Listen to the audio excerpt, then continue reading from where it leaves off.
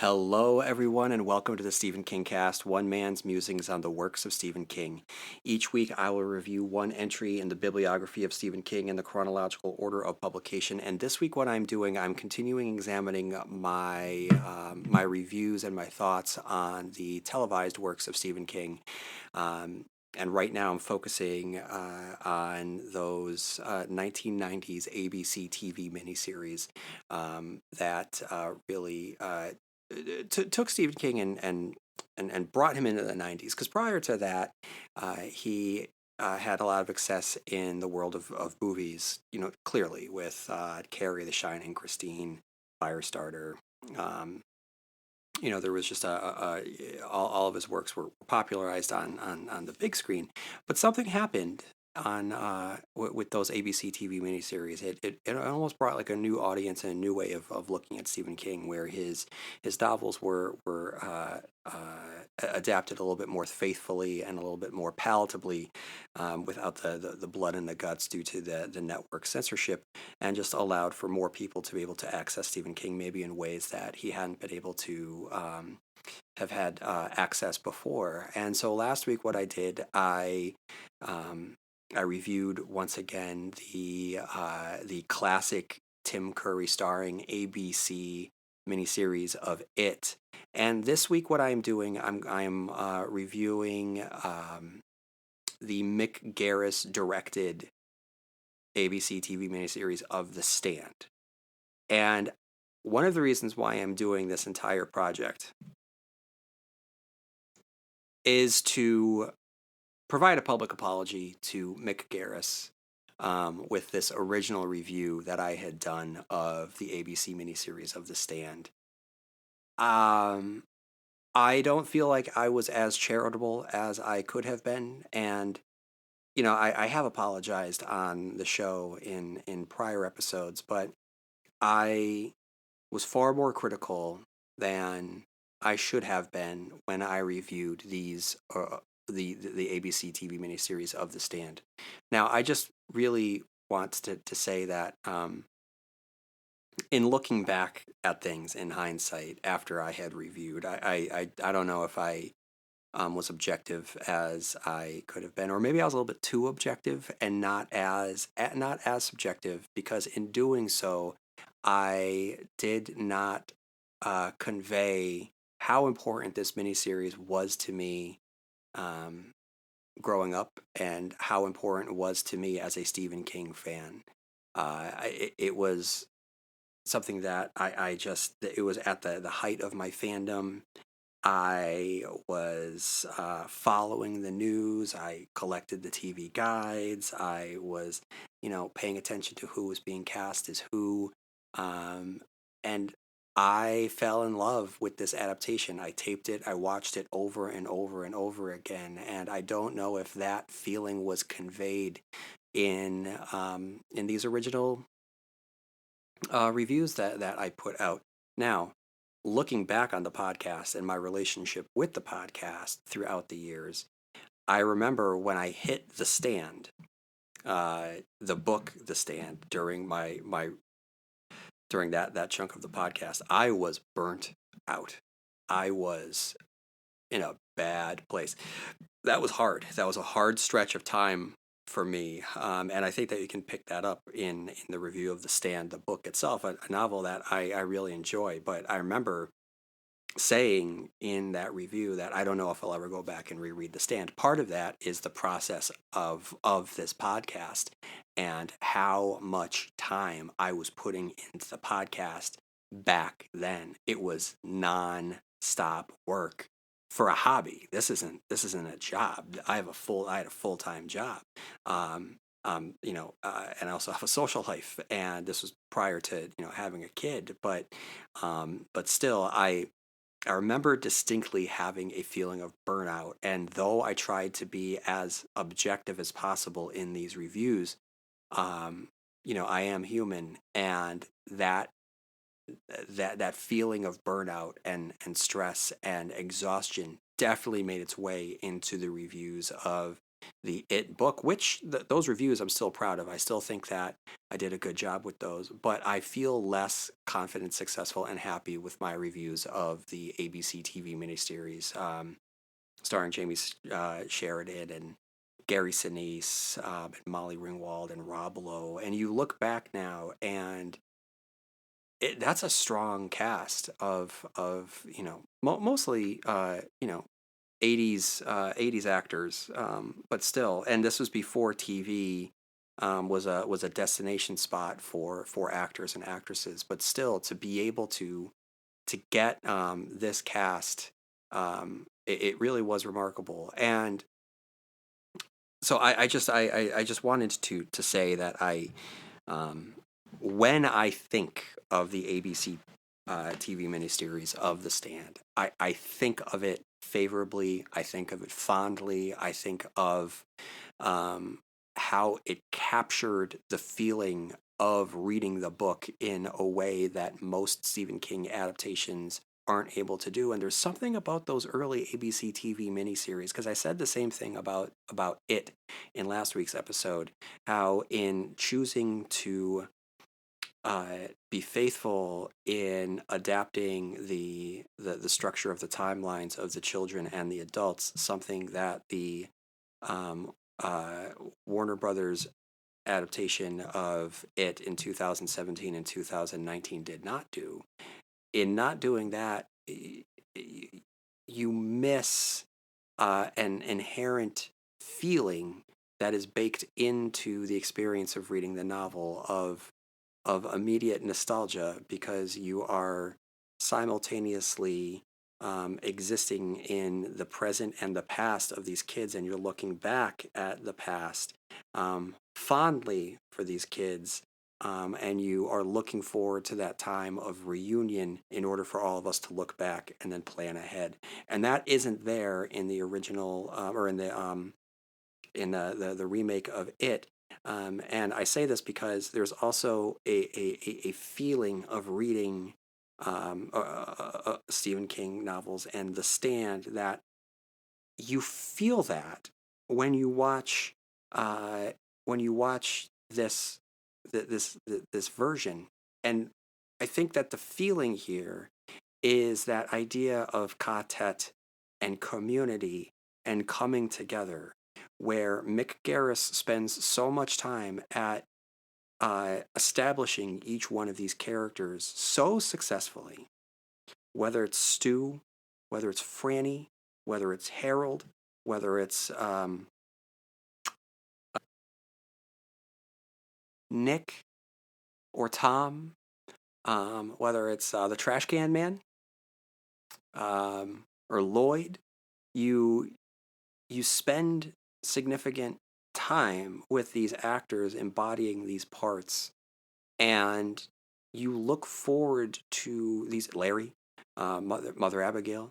You look forward to these moments where they are going to come together, and whether they are standing together or standing apart from one another. You have spent that time, and Mick Garris um, does an incredible job at making you care about each one of them. And one thing that he did that was so much more evident to me, that I totally glossed over, was the level of production that went into this movie.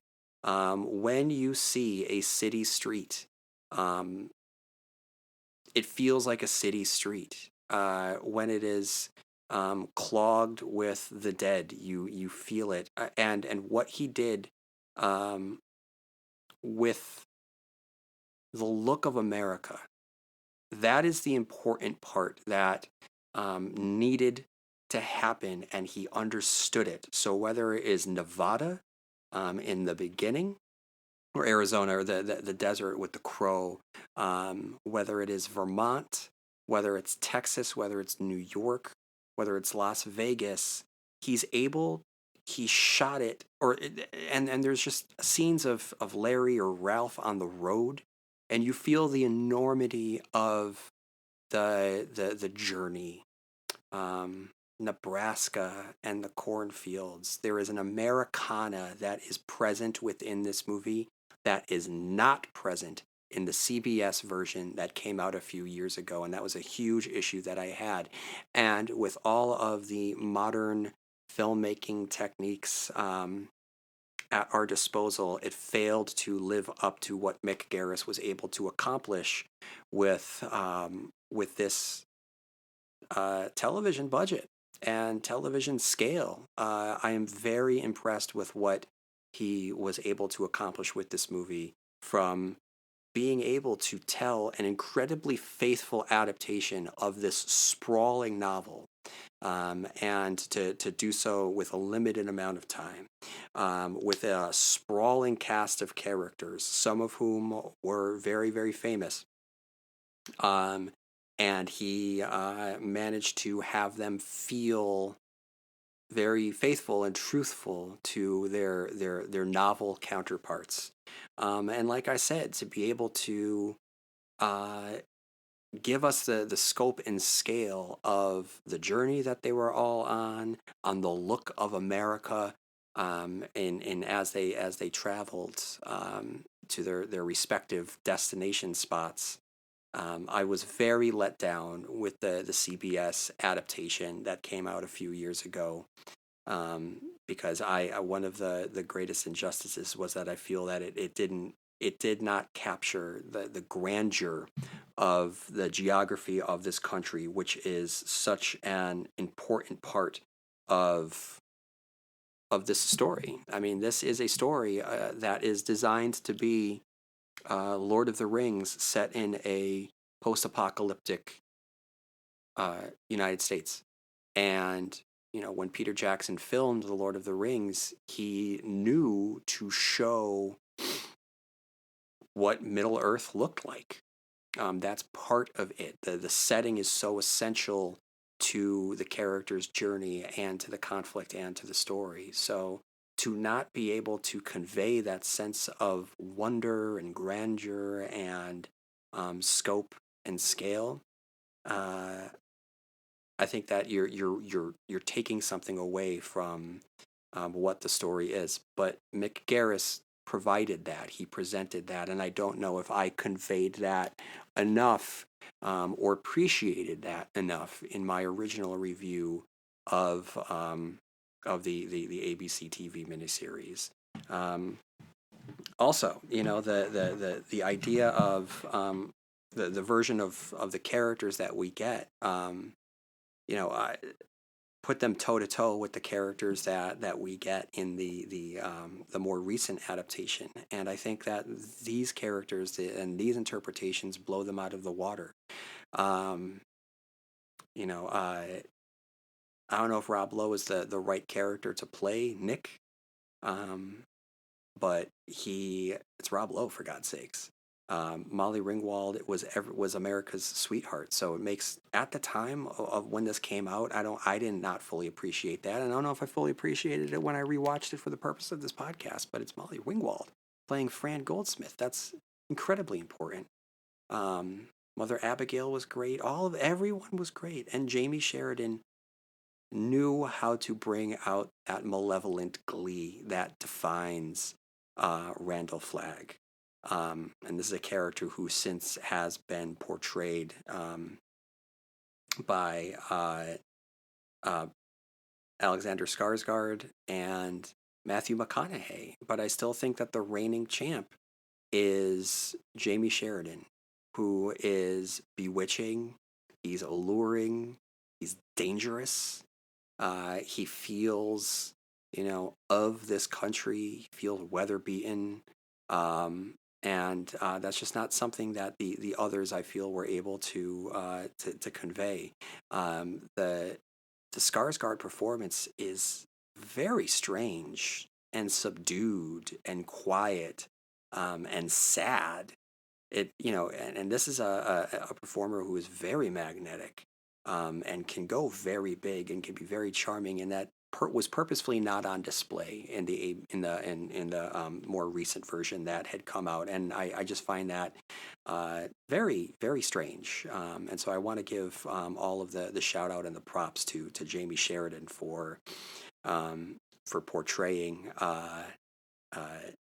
Randall Flagg. He was the first one to do it, and I don't think that he gets the credit that he deserves for it, because it's a very, very memorable performance. So my original review has really stuck with me, not in a good way, since I had released it, and I really wanted to take this opportunity to show my appreciation for what Mick Garris did with this text. And he basically took an unfilmable novel and made it work within the confines of TV, and provided an incredibly faithful and powerful adaptation that resonated with me as a kid. And I look back with nothing but fondness of it. And I wish that I had been a little bit kinder in my original review of the ABC TV miniseries. And I will talk more about this in my review when I get back to The Stand with the Skarsgård starring adaptation that came out a few years ago. I will collect my thoughts once more and provide a new update on that in some episodes yet to come. So I'll talk a little bit more about The Stand and how it functions within the context of this original version. But I think that Mick Garris really did the impossible here, and I did not shower him with enough praise on that first go around. So thank you, Mick Garris, and thank you for everyone who provided a movie that feels so very truthful and of the summer. That was another thing. I feel the heat when I need to, which is just missing. This new version felt cold.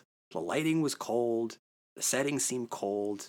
Nothing seemed The Stand to me. But this does. This very much is a great adaptation of The Stand that I really, really appreciate.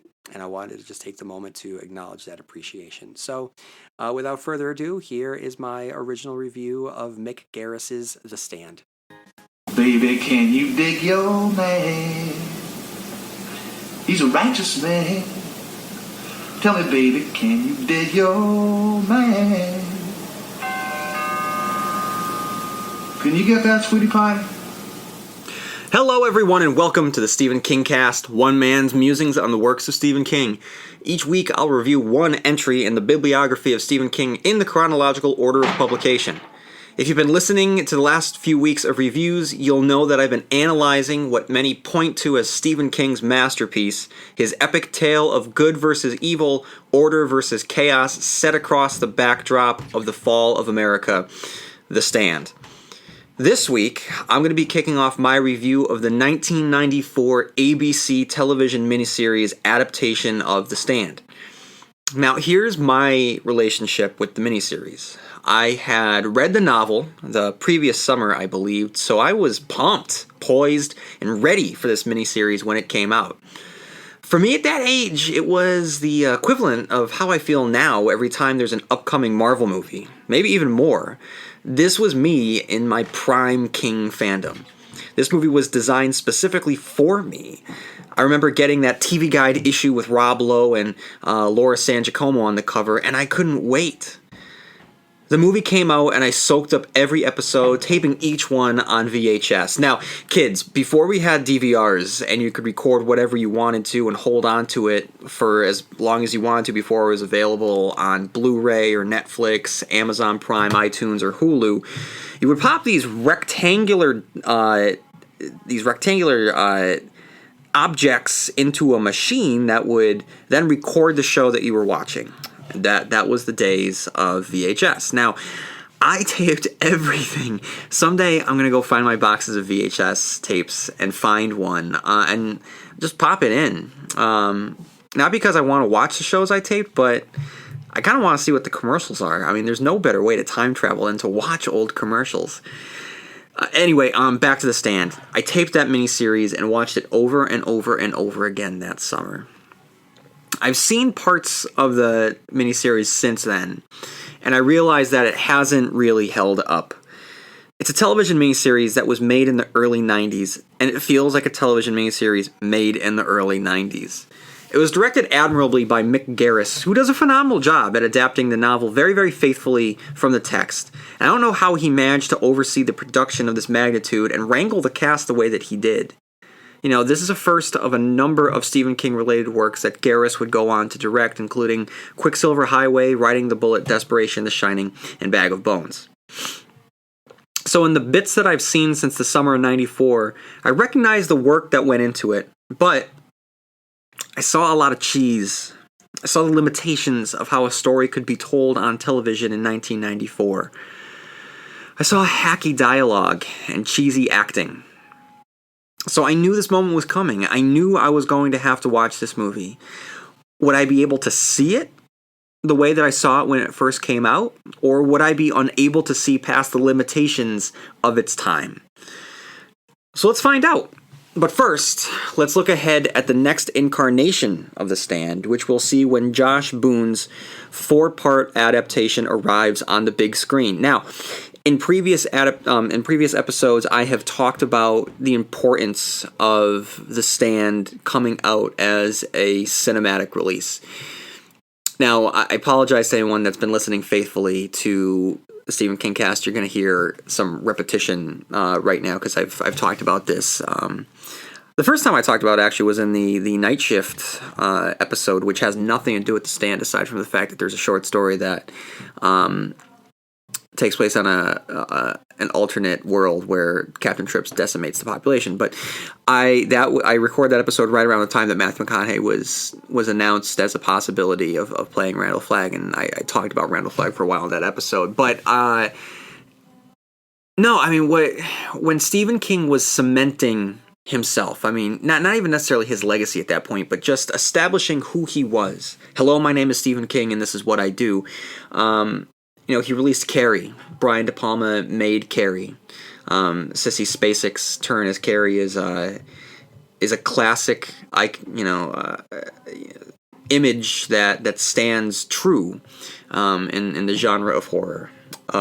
He published The Shining. Stanley Kubrick made an adaptation of The Shining, and love it or hate it, it is considered a masterpiece and one of the greatest films ever made. And this movie made Jack Nicholson who Jack Nicholson is, and "Here's Johnny" is one of the most famous lines out of any movie ever made.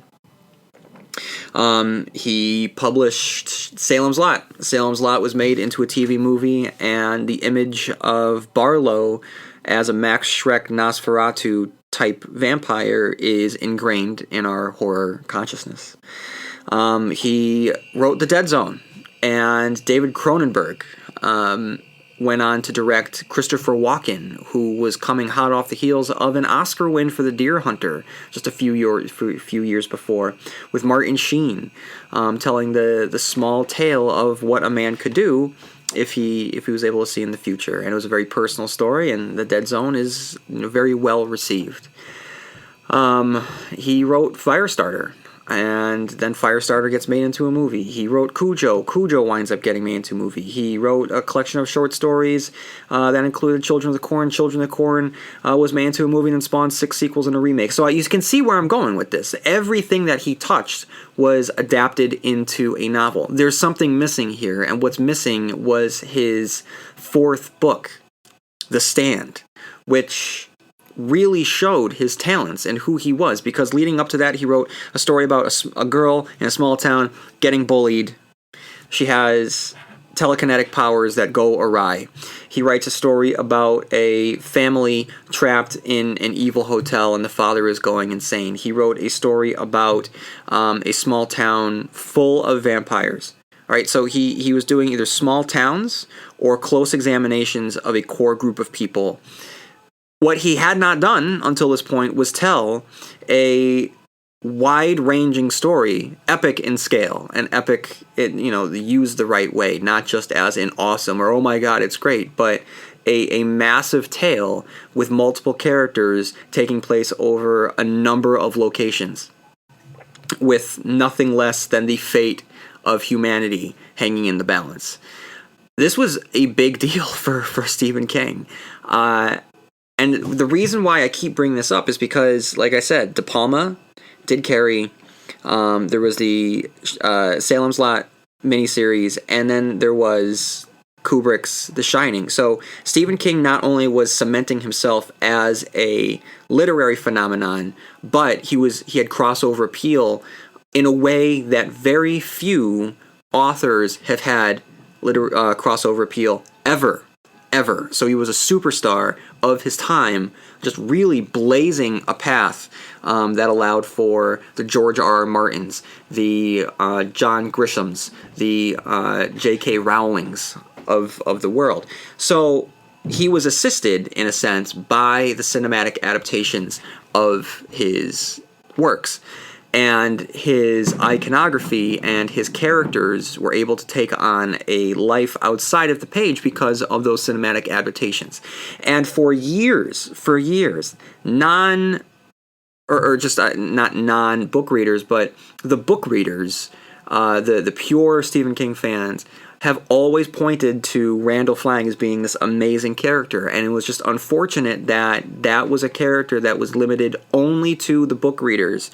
The general population didn't know who Randall Flagg was the way that they would know necessarily who Carrie was, who Cujo was, what Christine was, who Jack Torrance was. These characters the general audience knew, but they didn't know Randall Flagg, and that's the one character that they should know, because that character is Stephen King's crown jewel of villains, so to speak. So in 1994, the movie comes out. It does well. People watch it, and it has the name Stephen King attached to it. So I mean, it was a big deal at the time, but it didn't have that same wide-ranging, lasting appeal that a movie would have if it had been made when Stephen King was still cementing himself. The character Randall Flagg didn't really, or the Jamie Sheridan version of Randall Flagg didn't really sink into the public subconscious the way that Stephen King's other characters did. Certainly the way that Pennywise the Dancing Clown later would. So that's why this is important, because this is an opportunity for what many consider Stephen King's greatest book. It's an opportunity for this book to finally get that lasting recognition, and leading the charge will be Matthew McConaughey, which is incredible. Like I've said on other podcasts, when it was announced that they were actively pursuing Matthew McConaughey, every fuse short-circuited in my brain, because the casting is so perfect, and I never thought how perfect it was. It was something that never crossed my mind. Now, there's still some people out there that say, oh, Matthew McConaughey, I can't see him as Flagg, I can see him as Stu Redman. And I think that the people that are saying that haven't seen his most recent works. I think that that particular sentiment is being made by people that remember him from, his movies in the early 90s, maybe from his romantic comedies, and haven't seen his turn in Mud, or specifically True Detective. You see a different side of this character, or this actor. You see what he's capable of as an actor who is just on fire right now. And I can't wait. I cannot wait to see what he's able to do. And he can make Randall Flagg the iconic character that he's supposed to be. So I am very, very much looking forward to it. What's also great about the movie is that it's coming out as The Stand is also being made. Both movies are... I'm sorry, It is being made. Both movies are in pre-production, and it's just a sign of the faith from their respective studios. One, Warner Brothers, the other, New Line Cinema. The name Stephen King has recognition again. One of the reasons why I started the Stephen Kingcast was because I think that Stephen King had fallen out of the pop culture favor, so to speak. I mean, he isn't he doesn't have the same marketability of J.K. Rowling or George R.R. Martin. That's who everyone's talking about now. But Stephen King, I mean, his name wasn't even on Mercy when Mercy came out, and that's a movie that could have used the name Stephen King. So it's great that Stephen King's the two heavyweights that continually battle it out for supremacy of Stephen King's works, the two books that just battle it out for the honor and distinction of being his greatest work, are both going to be coming out. I mean, this is it. I mean, and this is the time to be making these movies because we have the effects for them. We have a high expectation for movies to be made now. We can make movies. We can make genre movies and have them mean something at the same time. We don't have to have them schlocky or cheesy. So, I mean, there's a lot that we can do. And on top of it, this is recent news. It's recent news as I'm recording this by about a week and a half, 2 weeks maybe. But The Dark Tower has been optioned by Sony. So Ron Howard's production company has finally found a studio that is willing to take on the endeavor. It has been shopped around before, but this time it's official. Sony is going to do it. So, I mean, I'll hold my breath until we start hearing casting, but if that really gets on the fast track, or any track, the slow track, but if it gets on a track going somewhere, then that's it. That's Stephen King's big three right there. That is The Stand, that's it, and that's The Dark Tower, all moving forward. And that's you don't get much better than that, and you don't get much more of a sign of faith in the studios. It's incredible. But looking ahead towards what can come out of the Stand 4-part feature directed by Josh Boone, I hope that we get some stylistic choices here. I haven't seen The Fault in Our Stars, which was directed by Josh Boone. But you know what I don't want? I don't want a slavish adaptation the way that Mick Garris did with his version in 1994. I want someone to look at a scene and be able to say, okay, this worked on the page. Here is what Stephen King was doing on the page. I'm going to invoke the same tone or feeling or message my own way. This is going to be a controversial point I'm going to make now. I think one of the only directors that has ever been able to do that was Stanley Kubrick. He looked at it and said, okay, this is a story about madness. This is a story about cabin fever. This is a story about the toll of alcoholism. This is a story of what happens to families when one of the family members decides to break away from the family unit. And he decided to tell it his own way. So it wasn't faithful in the sense of plot by, point by point within the plot. But to me, the tone, he captures an unrelenting, surreal, nightmarish dreamscape. I want that. I want him to be able to capture the manic energy of Randall Flagg without necessarily giving us the same scenes that Stephen King did. I want the horror of Larry going through the Lincoln Tunnel without it necessarily playing out the same way, because if he's just walking through the Lincoln Tunnel, you're not going to be able to capture the same level of dread and terror that you do in the book, because the unknown, Stephen King is able to write the unknown as a threat, whereas Larry just walking through the Lincoln Tunnel in a movie is just a dude walking through a tunnel. So I'm all for changes. I am fine if they cut characters. I just don't want a director and a screenwriter to try and shove everything from the book into the movie. And I want someone that's going to be able to stand by those choices. If Josh Boone and his team decide to cut out, Nick, for instance, and Tom, and say, you know what? They're great characters, but at the end of the day, it's Larry's journey, and Stu is he's our everyman. We are going to stick with Larry and Stu and Franny. Okay, I just do what you will with that and convince me. But I don't need every character that was in the book to be in this movie, because that could be too much. That could be way too much. Even though we have 4 movies coming out as we saw with the TV miniseries, and I'll get to this later on, we have so many characters. We pretty much have every character from the book, and a lot of the characters just get shortchanged because you can't devote the time that's necessary. And that's a 4-part movie, just like this is going to be. So I'm totally for them cutting characters and having them be background characters. King has multiple perspectives, and I don't think that we necessarily need that in a feature film. And I think that in this day and age, if you're going to do a post-apocalyptic tale, the one thing that needs to be on your mind when you're making it is you need to differentiate it from The Walking Dead, because that's what people are going to compare it to. So you have to definitely make it your own. And this does not have the threat of zombies, so people going into it might feel a little let down, so it needs to be differentiated.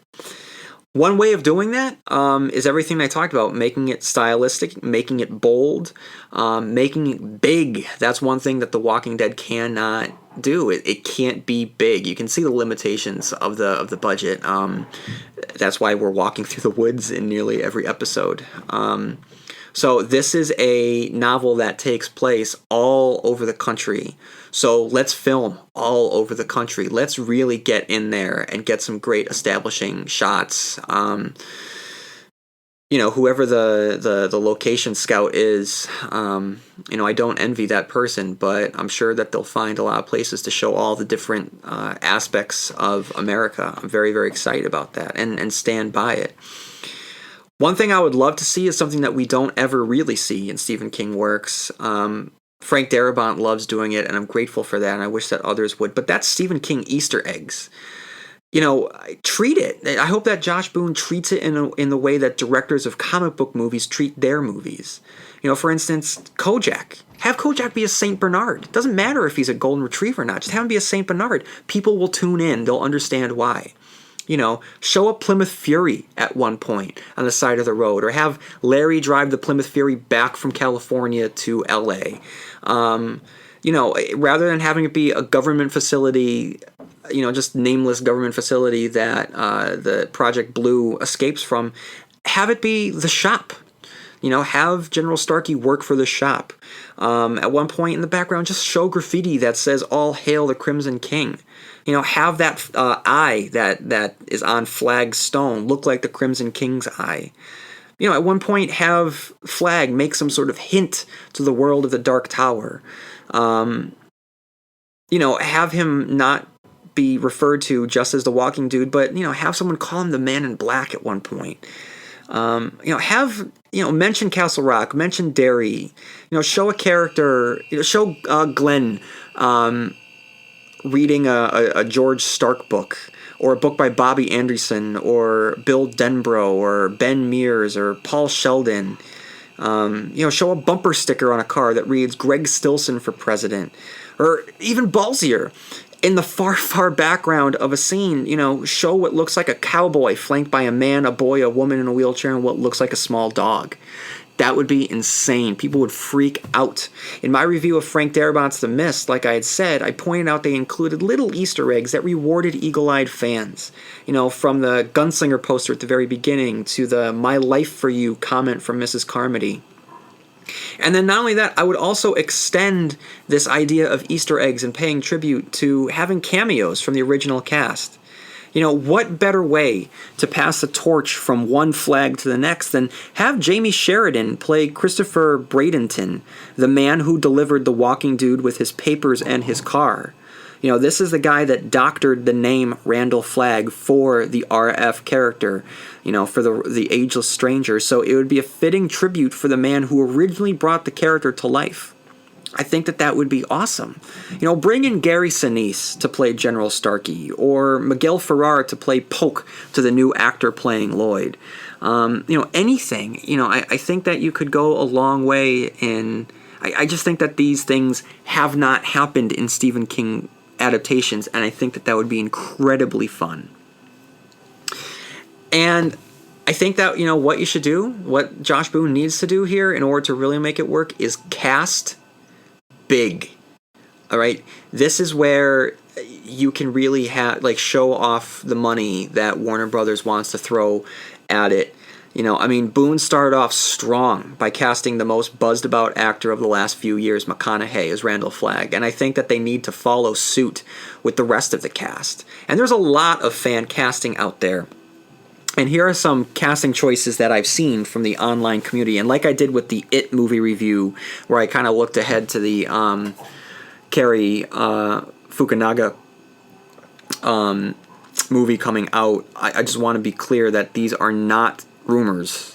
These are simply fan casting hopes and dreams. So for Stu, I've seen the following characters or the following actors listed as potential hopes: Michael Shannon, Mark Ruffalo, Ryan Gosling, and the guy that I would like to see, Timothy Olyphant.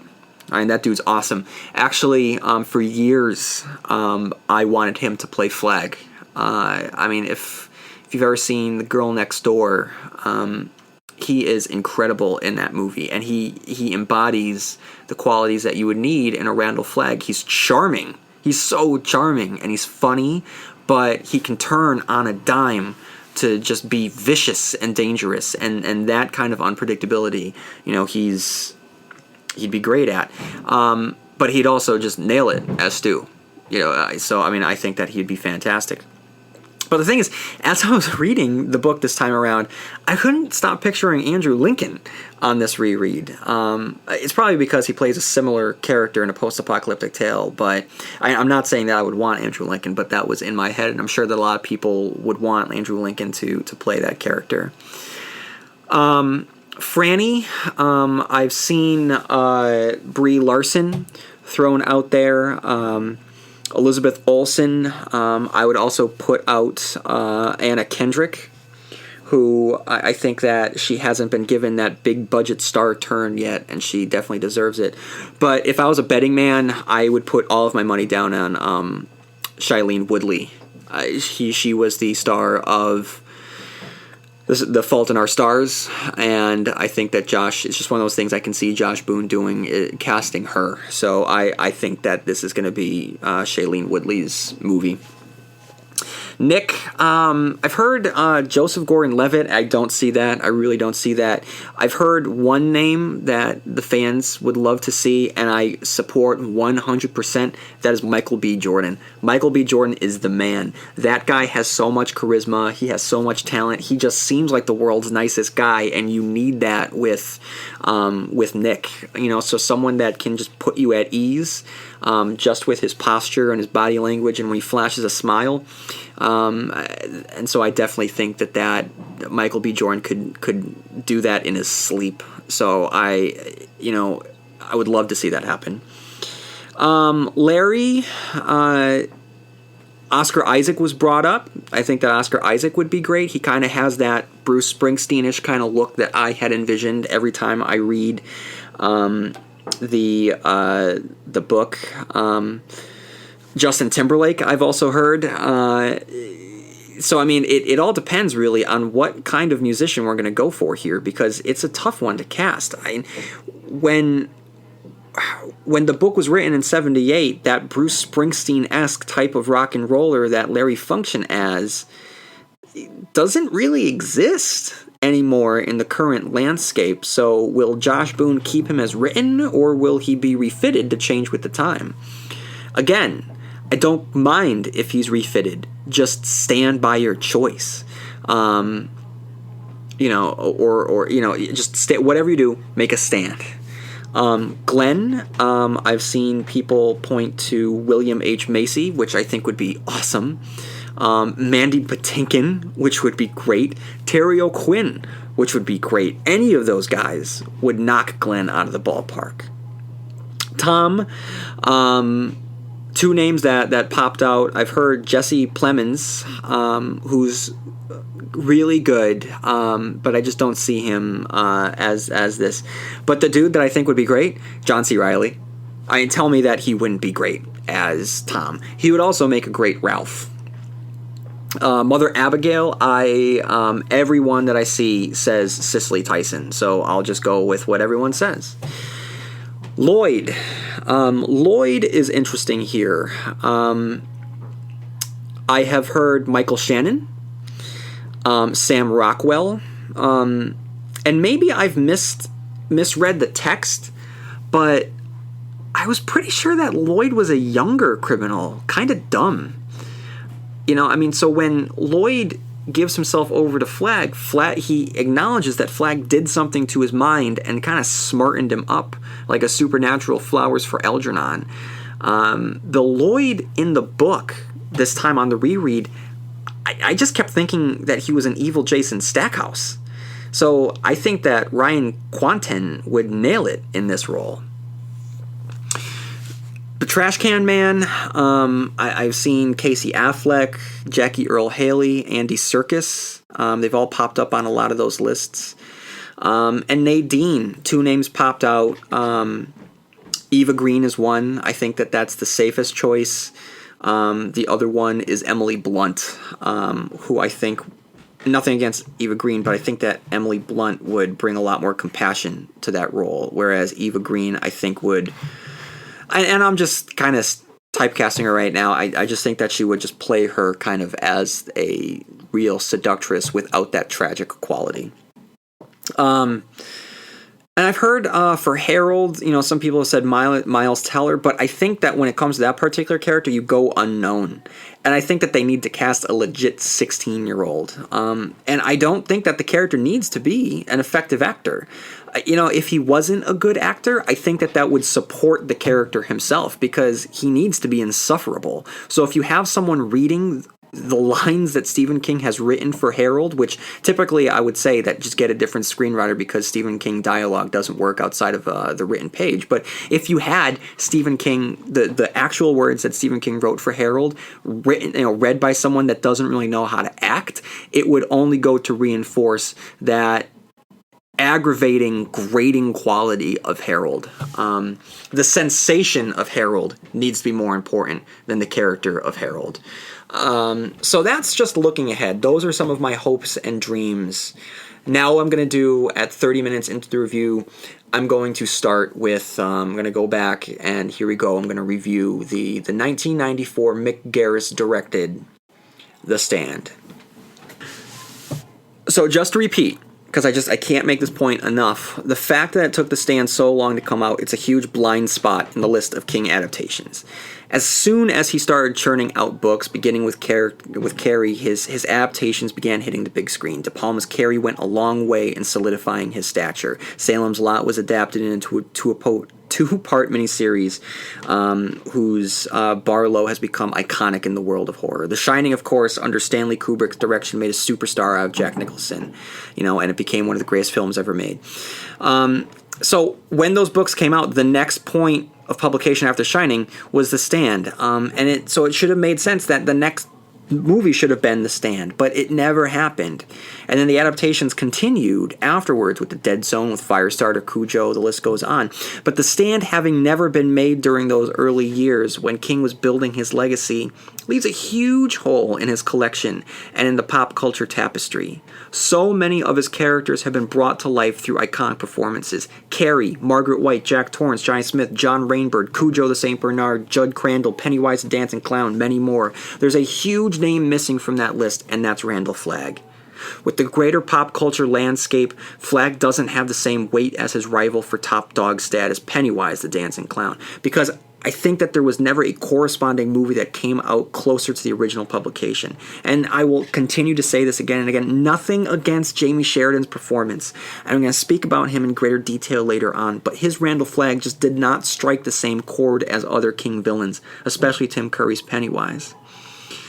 With that said, the TV miniseries was a pretty big deal in '94, and I'm pretty sure it was a hit. It doesn't have a "Here's Johnny" or, "When you're down here with me, you'll float too" moment, but people seem to like it. Now, it opens up to a barbed wire and a mesh fence. Western music twangs over a government sign while an ominous crow perches nearby, and then Stephen King's The Stand flashes on screen. Great choice to start with that crow. Representing death and Flagg himself, it foreshadows the end. We're given an establishing shot of the military base and the families going about their day before the warning alarm goes off. In the first of our Stephen King Easter eggs, we see Deputy Norris Ridgwick himself, Ray McKinnon, as Charles Campion, who's stationed at the post while he hears the loudspeaker announce that there's been a containment breach. And when I say Easter eggs, it's like a retroactive Easter egg, even though Needful Things had not come. I don't believe it had come out at that point yet. But so for the acting Easter eggs that I'm going to call Easter eggs, these are actors that have appeared in multiple King works. So we start off with one guy that has appeared in at least 2 King adaptations. Now in the novel, Campion's escape was accidental. He just happened to see a blinking red light, and by all accounts, he should have died in that compound. Here, however, the conflict is explicitly presented as his superiors order him to close the base. He chooses his family and escapes. Now, so far, it's pretty ho-hum. The establishing shot of the crow is a nice visual. When Campion escapes, the camera lingers on the vacant post. And this is good what they do here. It's a haunting image, and the camera slowly pans in to the video feed where we are given the footage of the dead bodies within the compound. And famously, Blue Oyster Cult's music starts playing. It's such a great decision on Mick Garris's part to use this song. It's not entirely his idea. I mean, King includes the chorus in the opening section of the novel, but it's not hard to imagine that Stephen King's superfan Mick Garris, the director, read that and heard the song playing out in his head as the story went on. The opening to this miniseries is probably the most recognizable part of the 8 hours, and deservedly so. Don't Fear the Reaper's content and the visuals presented on the screen fit perfectly with one another. All the dead bodies present for a memorable and horrible series of images. It's clear that Captain Trips came on quick, killing them almost instantly. Some are piled up by the doors, some simply drop dead. The camera pans out, and we once more see the crow, the visual reminder of the coming of the Dark Man. Just as we did in the book, we cut to East Texas, to Haps, and with the gang hanging out, drinking beer, slapping each other's back, and giving each other a hard time. It's the first time we see Gary Sinise's Stu, who figuratively and literally stands apart from the rest of them. There are small differences here from the book. One, it takes place at night in the rain. It adds a little bit of extra drama, though. It masks the setting of East Texas, I'd say. Stu immediately demonstrates his heroic qualities right off the bat, first by shutting off the pumps, secondly by taking care of the dying Campion. Right away, they mention Flag, spoken by a dying Campion who states that there was a grinning man in the rearview mirror. It's a nice touch. It's super creepy. We're then introduced to General Starkey, played by Stephen King Easter egg number 2 Ed Harris, who co-starred in Needful Things with Campion himself by playing Sheriff Alan Pangborn. I can't wait to get to Needful Things, by the way, both the book and the movie, for a few reasons, but one of them is because I'll watch anything with Ed Harris. In fact, I think that a younger Ed Harris could have played a solid Stu. Stu Redman and Alan Pangborn, by the way, would have been good friends. Now, as I was watching this, what's funny, while watching this scene, the entire time I was watching Ed Harris, I thought that he looked exactly like Mark Strong, who would do a great job in this role. Starkey is already a man becoming unglued. We meet him swilling whiskey. His uniform is unbuttoned. He's a man that understands what's going to happen, possibly the only man that truly understands what's going to happen, so naturally it's already taking a toll on him. Oh my god. We are given a glorious reenactment of a type of 90s commercial, in this case, the fictional Flu Buddy. The movie is worth watching for these 10 seconds alone. And then we're treated to a cameo from Joe Bob Briggs, playing a character named Joe Bob, as the state trooper who warns Hap that the soldiers have begun to come to Arnett. Now, if the name Joe Bob Briggs doesn't mean anything to you, what he means to me, well, Joe Bob Briggs, his real name escapes me at the time, but he was a film critic, very, very funny, and he would specialize in horror, and that wound up leading to a job where he was the host of Monster Vision, which ran on TNT on Saturday nights, starting maybe 10, 11. So he would host 2 movies back to back, and he would sit by... he would sit outside, sit by his camper or his trailer, and introduce the movies and crack jokes. He was hilarious, and he was the last of the horror movie hosts that I grew up with in my youth. That doesn't exist anymore. Once upon a time, guys, if you're too young for this, Saturday mornings, late at night, you would turn on the television, and rather than just having the station play a movie, you would have people host the movie. So after commercial breaks, you would check in with the host of the movie, who would kind of talk about what we've just seen, catch us back up, maybe throw in some trivia, and then continue with the movie. And sometimes the host of the horror ones or the sci-fi ones were in character. They were mad scientists. It was a lot of fun. It was a good time. It's something that I missed. And Joe Bob Briggs he's the one that I remember the most fondly. So it was a nice little cameo to see him there. It brought back a lot of good movies, or good memories. Oh my God! One thing I just don't remember about this book, though, or this movie, that has nothing to do with good memories, is this music. I am having such a hard time focusing on this movie with the music being what it is. It's all steel twangs and awful electric guitar riffs. It just really cheesifies the big moments, like the military quarantine of Arnett. It's an incredibly important scene. Also because it's one that isn't shown in the book. We got flashbacks to it in the book, but the immediacy of the takeover and the abduction of the townsfolk is a powerful moment. It's the first time we see our civil liberties being taken away from us, and the music that is included here just really undermines it. We cut from Arnett to New York at this point with our introduction to Larry. Now, every time I read the book, and I've read it multiple occasions at this point, I always wondered what Baby Can You Dig Your Man will sound like. I can never really formulate a tune in my head, but I do know that it wouldn't be what the movie gives us. That song would not be a hit, that's for sure. So let's talk a little about Larry. He's an incredibly nuanced character in the book, and nothing against the actor, but there's something that feels very, very one-dimensional about him. He's petulant, for one, far more childish. And I see the relationship between his mother and him. It's close to the book, but it misses the mark. And then there's his accent. I don't know if it's supposed to sound New York, but it just kind of comes across as sounding like a generic city accent mixed with, I don't know, New Jersey. And I don't know, maybe the actor Adam Stork, this is what he sounds like. I don't know, I just, something about it just didn't ring true. And maybe that's my bad, I don't know.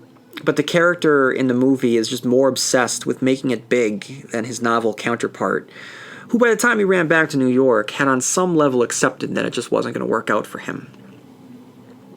After a check-in with our net captives, we meet Franny. Before we meet Franny, we meet Harold, played by Parker Lewis himself. And it's a fun introduction to our characters, with Franny's father throwing Franny under the bus. And it's an effective scene in showing, not telling, the relationship between these two.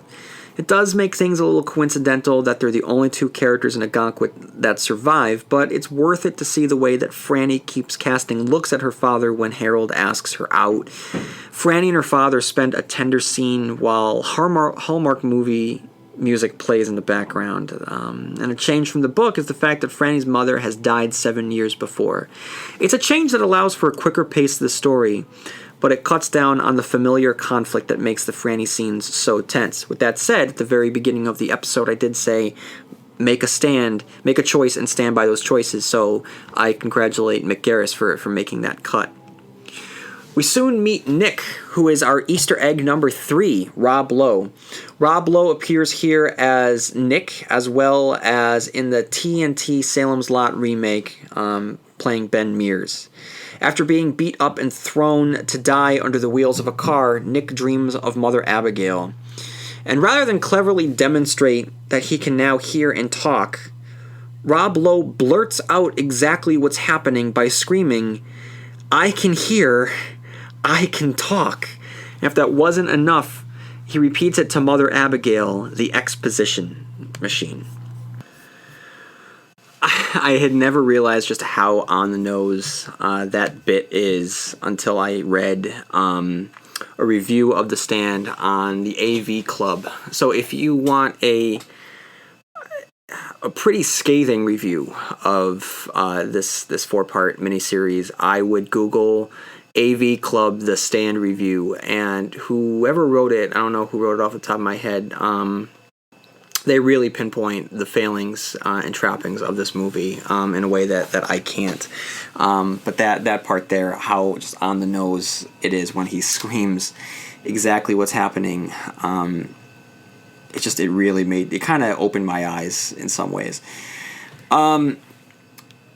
With all that said, I do believe that there's an effective scare in this scene, at least for me anyway, when it cuts to the scarecrow in the corn.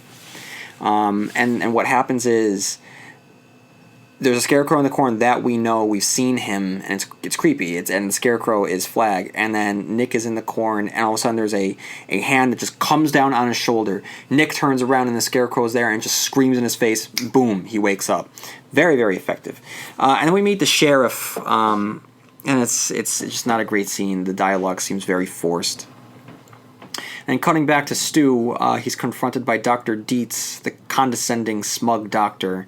And the entire time, I couldn't help but wonder about the poor choice of wearing that hazmat suit with a zipper that can easily have been unzipped by a grouchy patient.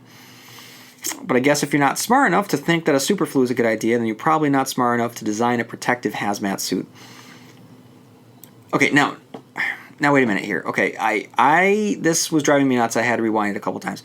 When we cut back to New York, we get a newscaster reporting the latest update on the flu. And like I said, I had to rewind, but is that Jeff Goldblum?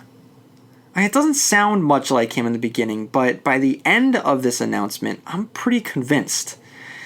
Anyway, if it's a New York scene, it means that it's a Larry scene, which means that it's just not going to be the best. We get a 1-2 punch here of over-the-top characters. 3, if you count Larry himself. First, the Rat Man, barely a character in the books, is brought to life. And it's, when I say brought to life, it's larger than life. And I'm really digging it, and I'm not joking. I really like the Rat Man. And then we get Kareem Abdul-Jabbar, the monster shouter. And in my mind, in my interpretation, the way that I'm going to view this is not Kareem Abdul-Jabbar playing the monster shouter.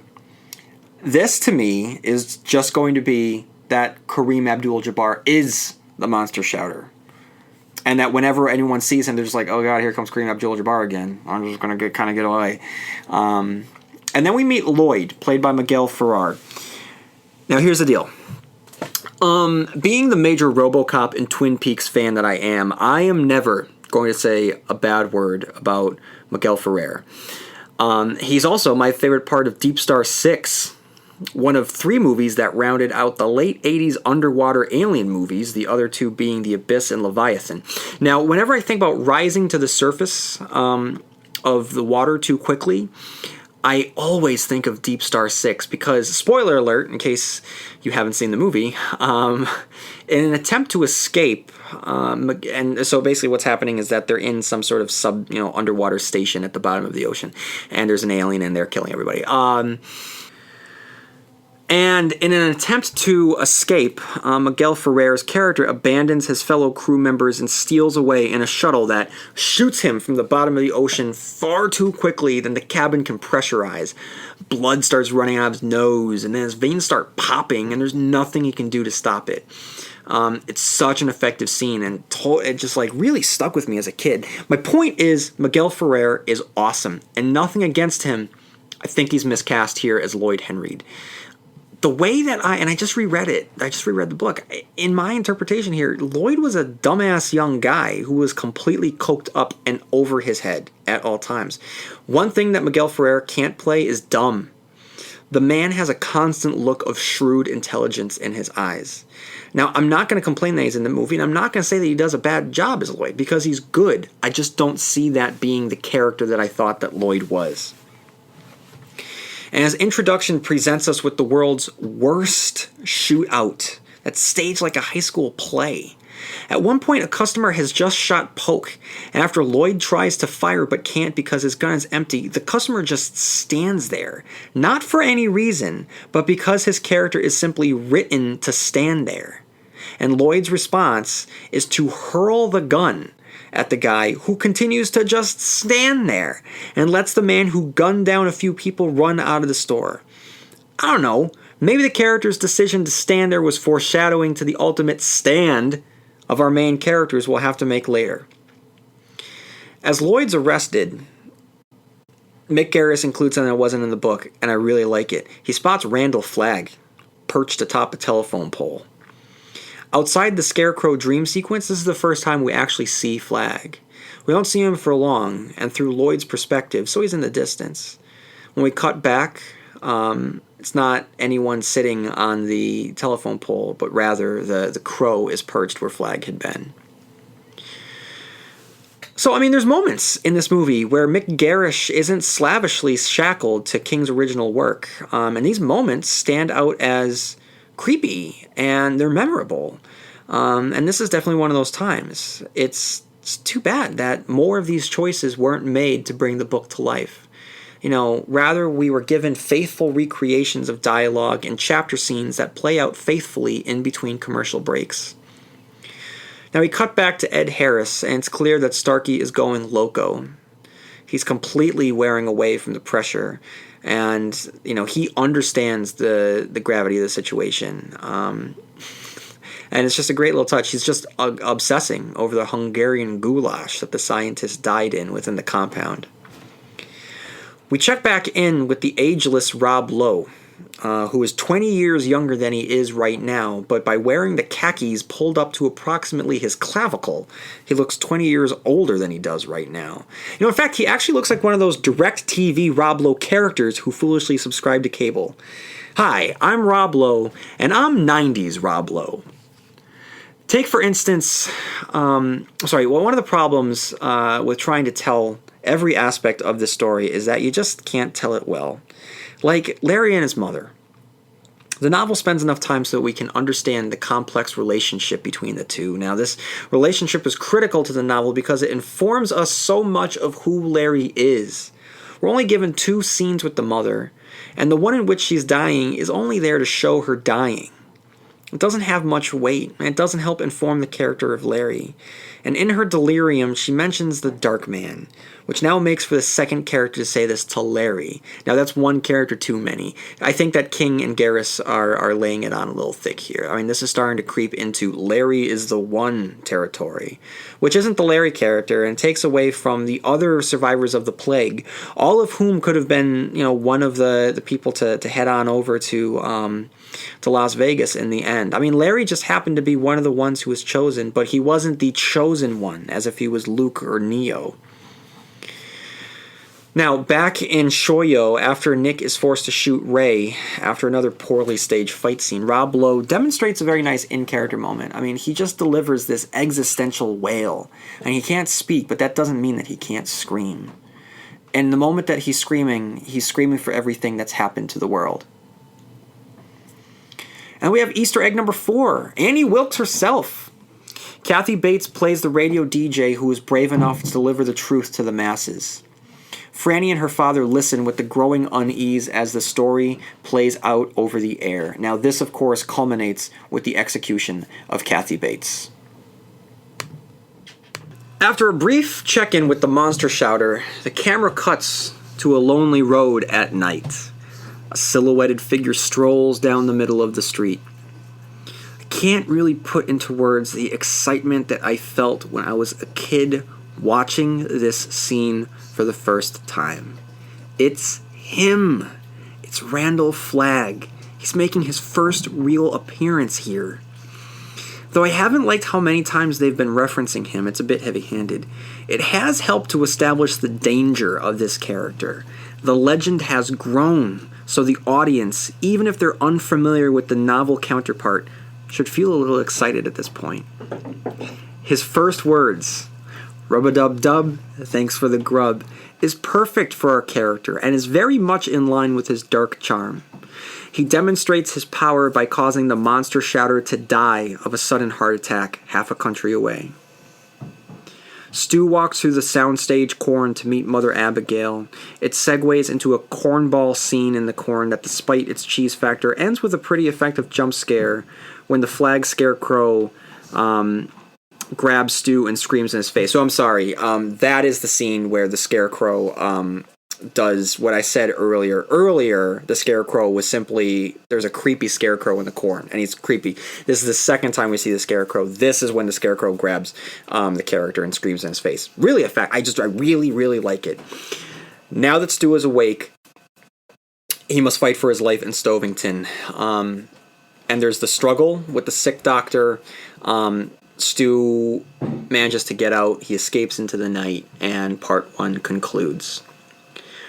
Part 2, we open to Franny singing Amazing Grace as she prepares to bury her father.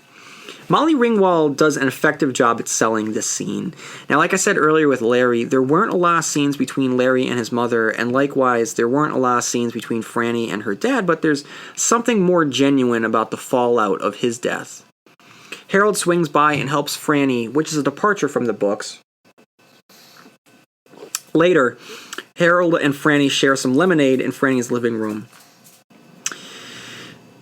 And Harold, the smooth operator that he is, decides that this is the best time to ask Franny out the night that she's had to bury her father. Unsurprisingly, Franny shuts him down, but she does so very nicely and puts on a Crowded House record.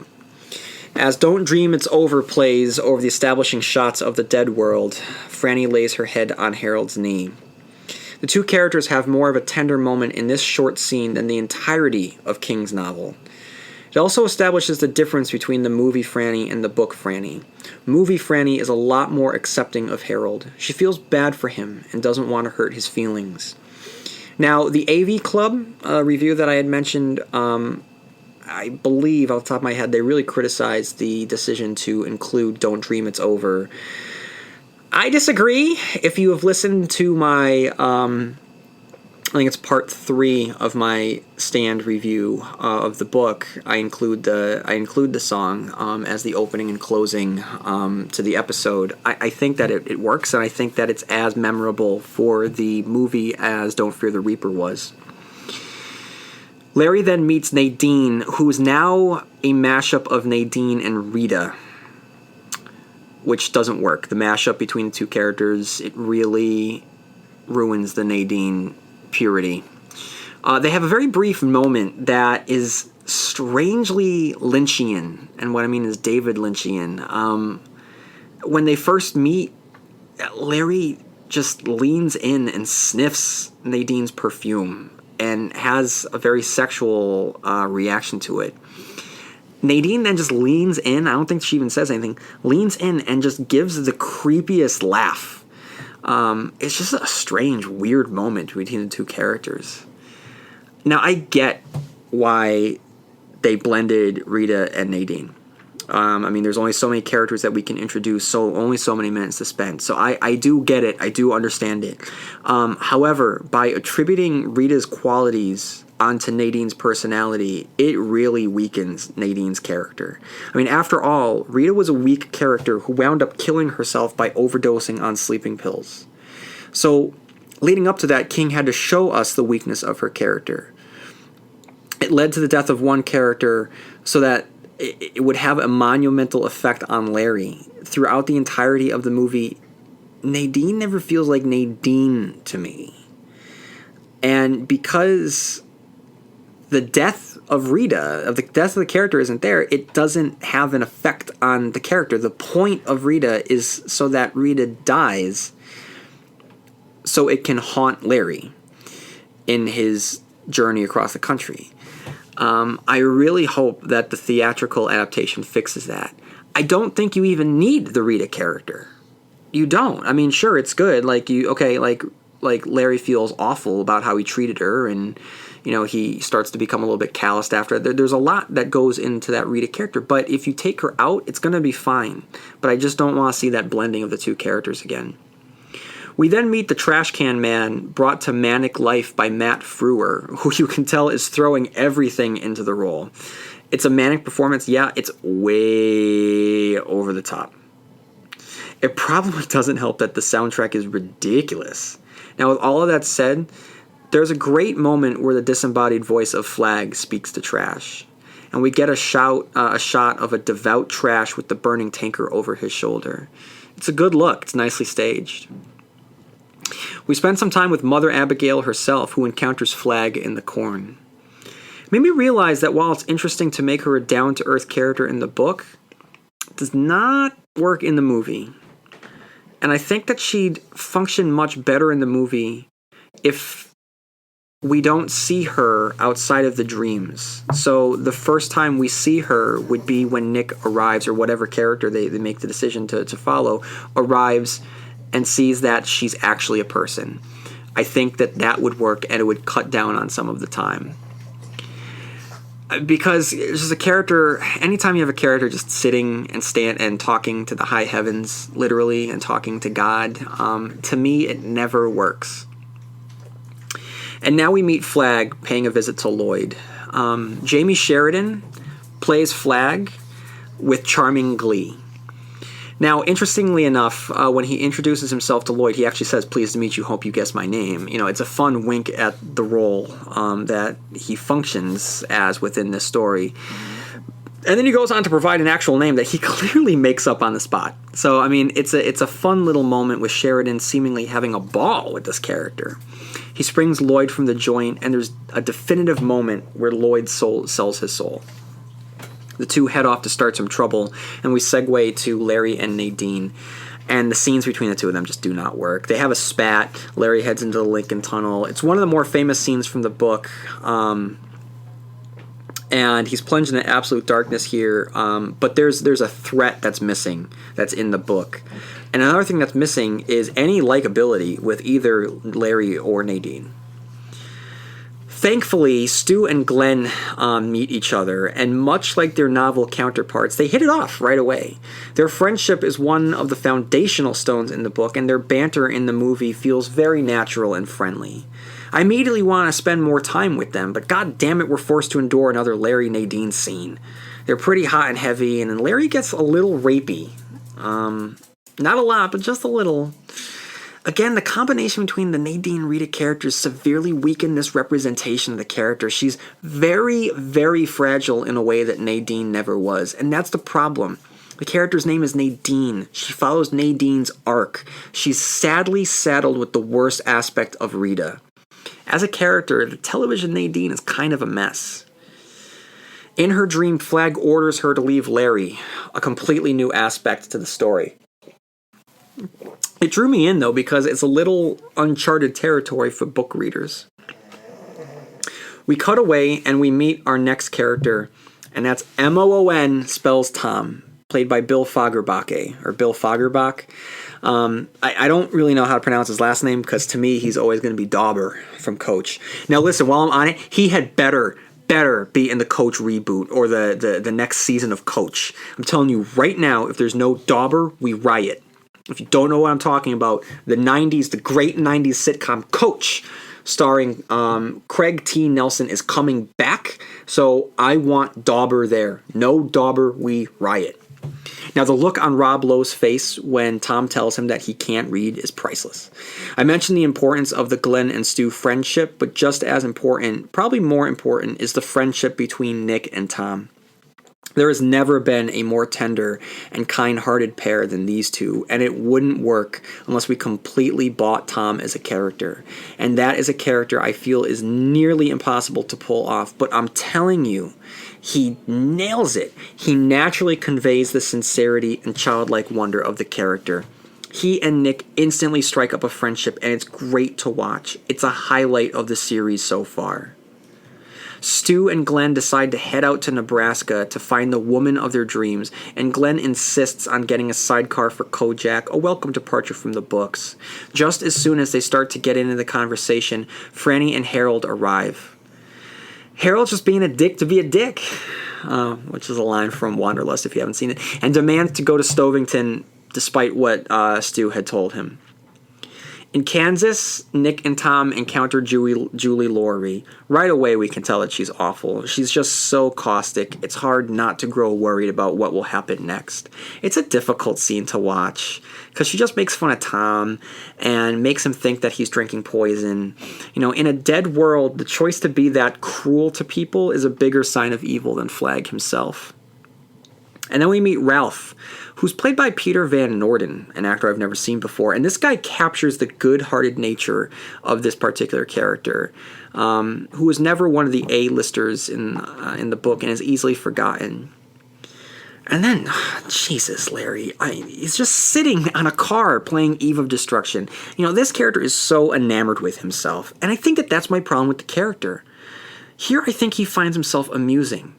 He has bought into himself. That's not Larry, which is why he never feels right to me. The entire novel could be interpreted as the character's coming to term with himself set against the backdrop of the apocalypse. Without that arc, the character just feels wrong. So when he was a jerk in the book, that was always offset by his deep guilt. Here, he's a jerk and in love with himself. Big difference. He meets Lucy and Joe. Again, we're merging characters here. In the novel, Nadine and Joe met up with Larry, and Lucy came later. It makes sense that if you're going to combine Rita and Nadine, then you just might as well have Lucy arrive with Joe in tow. They have a great setup for Trash Can Man as they discuss the fact that Des Moines is burning. You know, it's a great reintroduction to the character who has now been promoted to a pyromaniac, yeah, but one of the best examples of how we're living in a post-apocalyptic world. He has now set an entire city on fire. It's little details like that that make this story so awesome. And now he's staggering through the desert with a mummified face that just seems to be peeling off of his bones from the intense desert sun and lack of water. It shows the perseverance of this character, and also really good job on the special effects crew. I'm going to slam the digital effects, but the practical effects, the bodies, everyone that has the super flu, Flagg's demon face, I don't like it, but I don't like what they do with it. But I mean, the design itself, I guess, is effective. I just don't think it's appropriate here. So all of the practical effects, I'm totally down for. Nick and his gang make it to Hemingford home, and I realize that whenever I see the guy playing Ralph, I could very easily see Jerry Gergich playing a character, or Larry Gergich, or Gary Gergich. I don't know where we left off on that one. If you don't know what I'm talking about Parks and Recreation. And if you don't know what Parks and Recreation is, then shame on you. It is a simply wonderful show, and it's all available on Netflix, so there's really no excuse. So if you have not watched Parks and Recreation, just stop listening now, head on over to Netflix, and watch every single episode if you haven't seen it. It literally stars Rob Lowe. He doesn't wear his pants tucked up that high, but I think that we can forgive him. We pack up Mother Abigail and head away from Hemingford home. Now, Mick Garris and Ruby Dee convey the well of emotions without having to say anything when Ralph drives away. Mother Abigail takes one last lingering look at the home that she spent her entire life living in, and I buy it. I buy the emotion in this particular scene. And we make a wonderful transition to the bright lights of Las Vegas. Trash wanders the streets and then throws himself into a fountain to cool down. And like I said, the makeup of his sunburn is so effective. Like, I can feel how relieving that water must feel on his skin. And then Nick and Mother Abigail arrive in Boulder, Utah, because it does not look like Colorado, and witness a line of cars and motorcycles coming to follow them. The second part ends with Mother Abigail invoking the name of the movie and a prayer to God. Okay, everyone, I have to put a pin in it right there, but I will not be releasing the second part to this next week. Basically, what I did is that I recorded all of this, and then I tried to upload it, but it was too long, so I just had to split it, and I thought that right after part 2 was a perfect time to split it in half. So the second part was released on the same day, so all you need to do is head on over to either iTunes or Podbean or wherever you get it from, and just click on listen to part 2. So stop listening to me right now and head on over to part 2. I'll see you there. Baby, can you dig your man? righteous Glenn. Baby, can you dig your man? I don't think you're singing that just right.